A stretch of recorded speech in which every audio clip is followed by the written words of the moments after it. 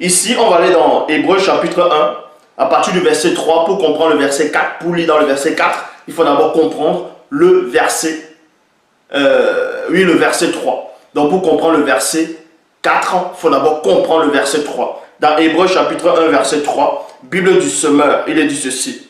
Ce fils, il est ici question de Christ ici. Dans les Bibles actuelles classiques, on fait croire que c'est JC. On vous dit que le fils, ce fils est le rayonnement de la gloire de Dieu et l'expression parfaite de son être.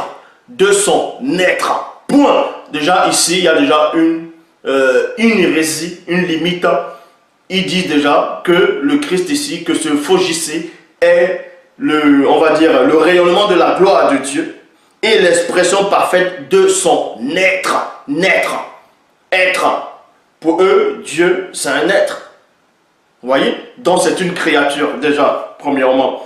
C'est-à-dire, il s'écrit, on parle ici de ce Christ-là. Il soutient toutes choses par sa parole puissante, virgule, après avoir accompli la purification des péchés. Il siège dans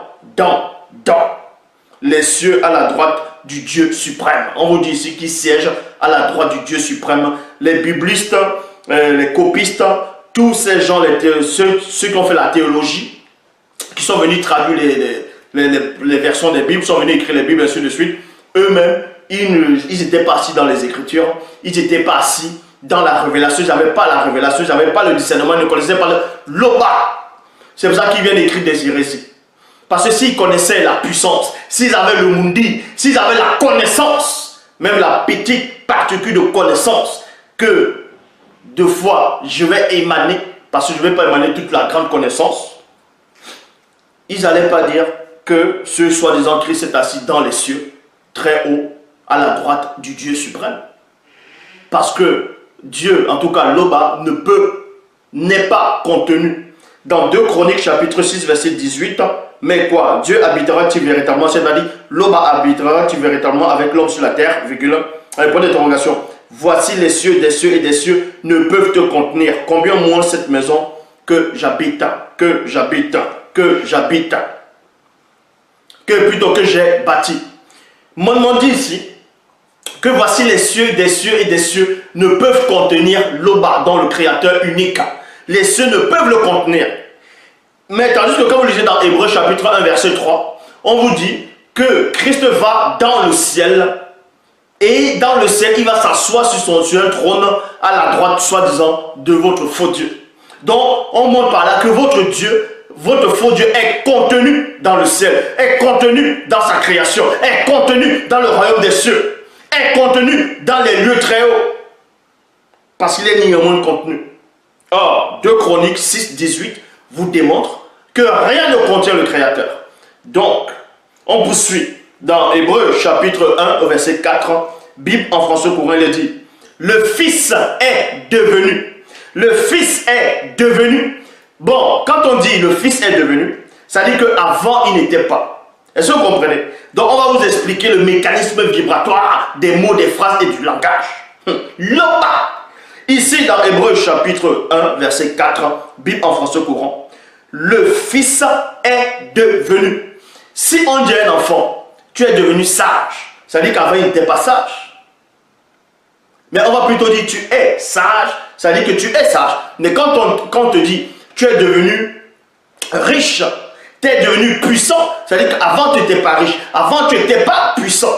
Mais il est dit ici que le Fils est devenu autant supérieur aux anges que Dieu lui a accordé un titre qui surpasse le leur. Point. Déjà, ça ne tient pas. Ça ne tient pas. C'est là que vous voyez ici qu'ils n'ont rien compris déjà de la spiritualité. Ils n'ont rien compris des Écritures. Ils n'ont rien compris de comment ça se passe. La base même de toute chose. Même quand vous lisez dans Philippiens 2, 5 à 9, où il est dit, ayant les sentiments qui étaient en Dieu, qui savaient lequel existait en condition divine, n'a point regardé comme une poire arrachée d'être égal à la divinité, mais s'est dépouillé lui-même en prenant une forme de serviteur, en devenant semblable aux hommes, ayant paru comme un simple homme, s'est humilié lui-même, s'est rendu obéissant jusqu'à la mort, et même jusqu'à la mort du bois. Et dans la suite, on dit quoi? Dans les Bibles classiques actuelles, c'est pourquoi aussi, que Dieu l'a souverainement élevé en lui donnant un nom qui est au-dessus de tout nom. Mais ça ne tient pas. Est-ce que vous comprenez? Ça ne tient pas. Pourquoi ça ne tient pas? Comment on va vous dire dans Philippiens 2,59 que Christ, il est descendu, donc il s'est dépouillé, il est devenu un homme. Ça veut dire qu'avant, il n'était pas homme. Est-ce que vous comprenez? Il n'était pas homme selon le visible. Mais il a pris la condition d'un homme dans le visible. Et quand il a accompli sa mission, il faut maintenant qu'il reparte. Il ne va pas repartir en tant qu'homme dans le grand ordre des choses. Parce que, ils sont bien dit dans 1 Corinthiens 15, 50, la chair et le sang ne peuvent hériter le grand ordre des choses, c'est-à-dire le royaume des cieux. Donc maintenant, Christ, au moment de repartir, il doit laisser la condition de la chair. Il doit laisser la condition du visible. Il doit laisser la condition de l'homme. Ou la condition du fils d'homme. Il doit repartir, redevenir ce qu'il était auparavant.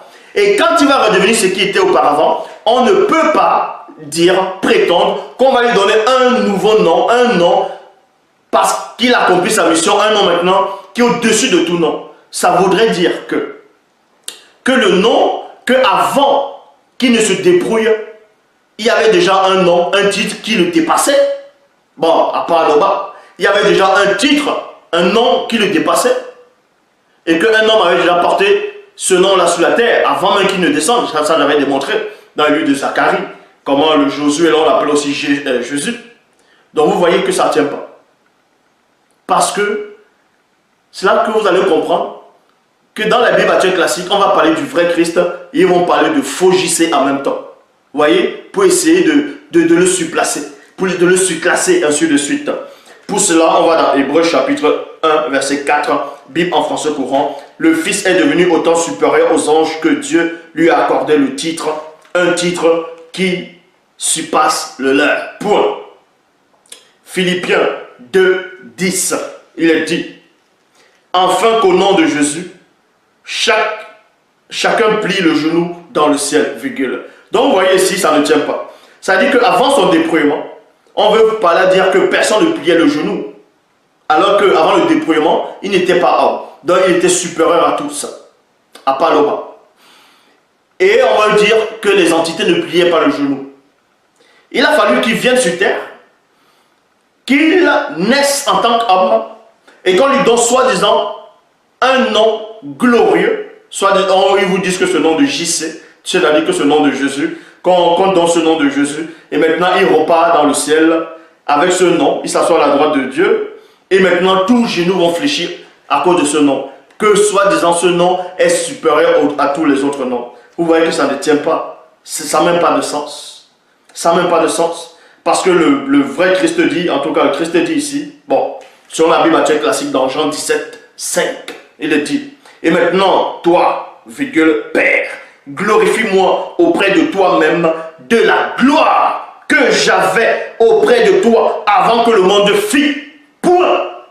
Avant que le monde fît. Donc avant que la création ne soit. Avant qu'on ne manifeste tout ce que vous voyez et ce que vous ne pouvez concevoir. On vous dit ici là que Christ existait déjà. Il était déjà là. Et on ne l'appelait pas Jésus. Donc il a fallu qu'il se débrouille. Il descende. Il se sacrifie. Il meurt. Il finit sa mission. Et ça y est. On va l'élever maintenant au-dessus des anges. Donc ça veut dire qu'avant il n'était pas au-dessus des anges. Vous voyez comment il vient d'écrire du n'importe quoi. Mais vous allez aussi dire qu'il y a un passage qui dit on l'a rabaissé, on l'a mis un peu inférieur à Dieu. Selon d'autres versions mal traduites, qu'on l'a mis un peu inférieur aux anges.